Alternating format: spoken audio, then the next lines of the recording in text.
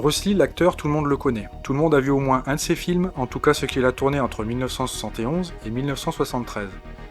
Mais peu connaissent réellement le niveau atteint par Lee dans les arts martiaux. J'ai eu la chance d'approcher des instructeurs de son fameux concept, le Jeet Kune Do, qui signifie la voie du poing qui intercepte. C'est donc l'occasion pour moi de vous en dire plus sur ce concept qui a été mal compris au fil des années.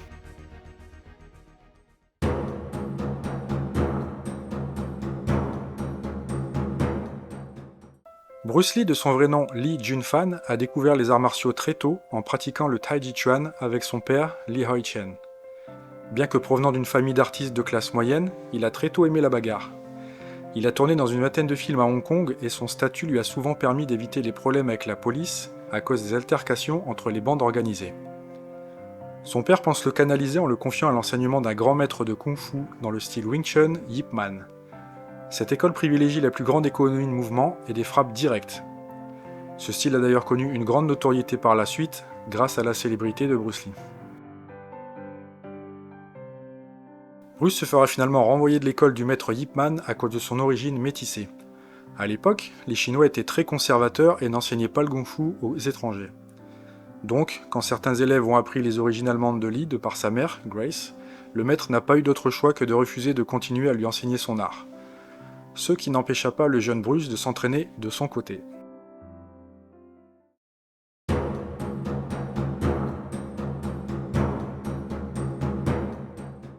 Lors d'une bagarre particulièrement violente où il est en compagnie de son ami William Chung, Bruce est recherché par la police. Lui et son ami ont mal amoché leurs opposants qui se sont retrouvés à l'hôpital. Le père de Lee décide de le faire changer d'air en l'envoyant faire ses études aux États-Unis. Bruce étant né à San Francisco lorsque ses parents étaient en tournée, et maintenant arrivé à la majorité, il pouvait prendre la nationalité américaine. Quant à son ami William, il part s'installer en Australie où il développera le Wing Chun. Bruce de son côté propose des cours de Kung Fu, cet art étant totalement inconnu en Amérique. Ce sera un énorme succès. Ayant été renvoyé par son maître Yip Man, il avait déjà commencé à développer sa propre technique, en étudiant par lui-même plusieurs autres styles de Kung Fu. Il adorait aussi la boxe, par exemple, le Muay Thai, mais aussi le judo, le Jiu-Jitsu, l'escrime, la savate. Il n'arrêtait jamais de chercher. Il avait même fait preuve d'une grande inventivité en imaginant des équipements capables de résister à des coups puissants.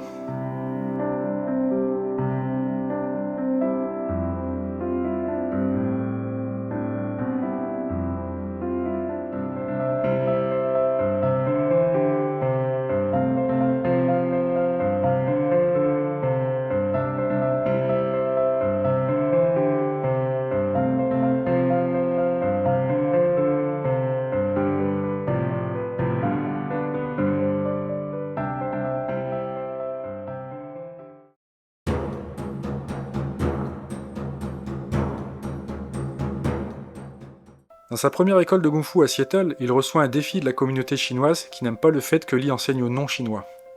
Bruce n'avait que faire de ce racisme qui lui avait fermé les portes de son Kuen, dojo en chinois. Il disait clairement enseigner à qui veut apprendre. Le défi est donc accepté et l'enjeu est établi. En cas de victoire de Lee, il pourra continuer d'enseigner aux étrangers, mais n'aura pas le droit de représenter le Kung-Fu chinois.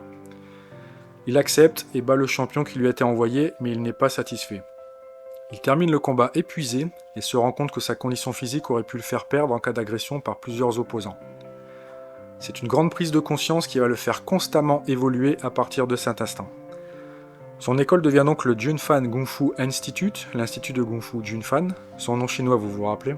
La condition physique et le full contact vont prendre rapidement une grande place, de même que le renforcement musculaire. Le Jeet Kune Do n'allait pas tarder à venir au monde.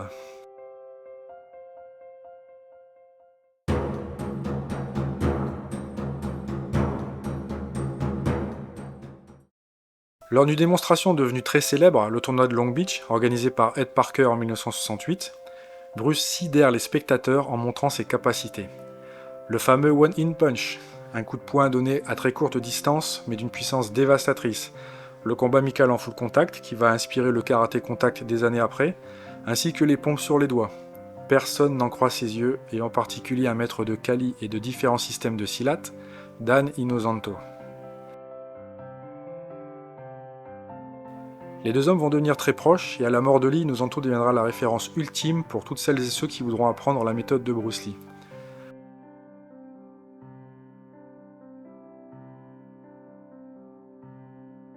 Les deux hommes ouvrent une seconde école à Los Angeles. Régulièrement, les méthodes d'entraînement y évoluent jusqu'au jour où Bruce prend conscience que les réponses ne sont pas dans un style en particulier, mais bien dans l'individu. C'est un pas de géant dans sa compréhension et aussi un pavé dans la mare jeté dans l'océan des écoles d'arts martiaux. Ce jeune homme qui n'a pas sa langue dans sa poche déclare haut et fort que tout le monde est dans l'erreur et que tant qu'il n'y aura pas des humains avec 3 bras et 4 jambes, il n'y aura qu'une seule et unique façon de combattre. Ça ne plaît pas à tout le monde, surtout à une époque où les États-Unis avaient un profond mépris pour les Asiatiques, une stigmatisation héritée de la guerre du Vietnam. Le seul que ça ne dérangeait pas, c'était Bruce, bien décidé à montrer au monde en mettant en pratique ce qu'il avançait. En peu de temps, ce sont donc 3 écoles de Junfang Fu qui sont ouvertes, une à Seattle, une à Auckland et une à Los Angeles. Daniel Zanto contribuera beaucoup à la création du concept de JKD.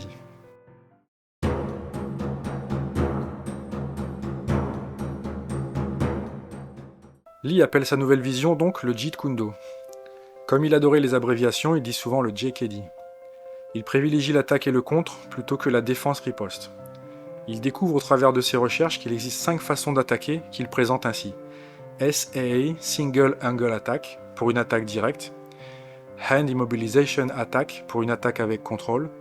PIA, Progressive Indirect Attack, ce qui est la feinte. ABC, Attack by Combination, ce qui est en enchaînement de coups.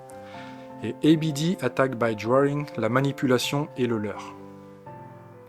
Ce n'est qu'un exemple de la vision scientifique de Bruce Lee dans son approche. Il était véritablement révolutionnaire dans les arts martiaux. Il était cependant frustré de voir que les gens venaient à lui en pensant que sa méthode était juste un style parmi d'autres, mais supérieur, et que c'était par la technique seule qu'on pouvait vaincre un agresseur. Et contre toute attente, il ferma ses 3 écoles. Daniel Zanto, de son côté, fonde l'Inozanto Academy of Martial Arts à Los Angeles.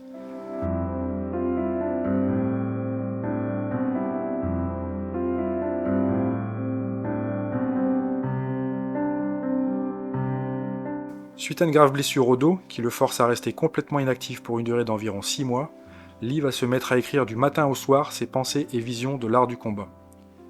Ses écrits sont encore aujourd'hui des références.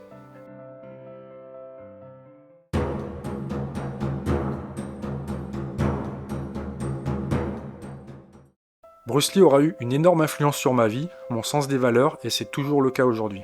Je suis loin d'être le seul dans ce cas, il continue encore aujourd'hui d'influencer positivement la vie de millions de gens à travers le monde entier. Si sa mort prématurée à l'aube de son incroyable succès a largement contribué à construire sa légende, il n'en reste pas moins un véritable génie des arts martiaux au charisme saisissant. Pour celles et ceux qui l'ont connu, sa gentillesse et son humour faisaient partie des qualités que l'on appréciait chez lui. Mais ce qui impressionnait le plus, c'était évidemment le fait qu'il s'entraînait pratiquement du matin au soir et restait très rarement en place. Le Jeet Kune Do en France à l'époque c'était plutôt rare, il n'y avait pas internet, donc difficile d'avoir accès à tous les instructeurs. J'ai commencé par des stages en France, puis en Allemagne, en Angleterre et en Écosse. Je me suis donné les moyens d'approcher les grands noms du JKD et du Kali comme Rick Young, Udo Miller, Bob Breen, Eric Paulson, Ron Balicki, David Delannoy mon instructeur, et bien sûr Daniel Zanto.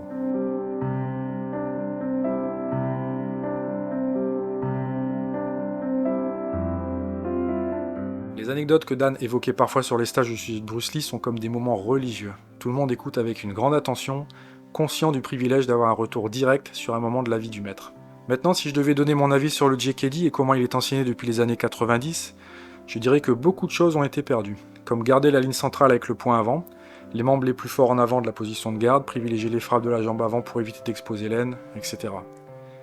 Même Daniel Zanto ne cache pas qu'il enseigne sa vision du JKD, puisque selon le concept, on s'exprime en fonction de notre morphologie, on réagit selon nos aptitudes, notre souplesse, l'évolution des arts martiaux, etc.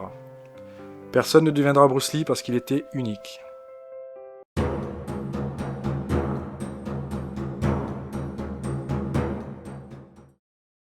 Voilà, j'espère que vous avez passé un bon moment en regardant cette vidéo et que vous avez appris des choses. Si jamais vous avez des questions, n'hésitez pas à me les poser dans les commentaires, j'y répondrai avec plaisir. Je vous laisse en dessous de la vidéo des liens en rapport avec le Jeet Kune Do. Salut!